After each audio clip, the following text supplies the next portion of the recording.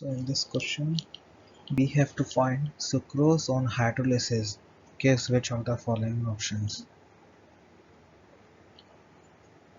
So sucrose, we have to do hydrolysis on sucrose H2O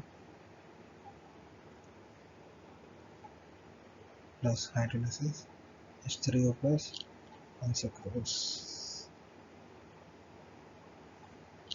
We have to find which of the following options we will obtain. So we will do the reaction accordingly.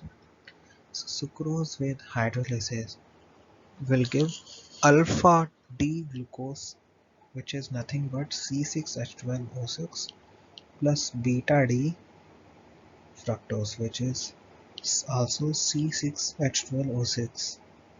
The only difference between these compounds is the structural difference of their molecule. Here it is alpha D and here it is beta D. So the correct option will be option first.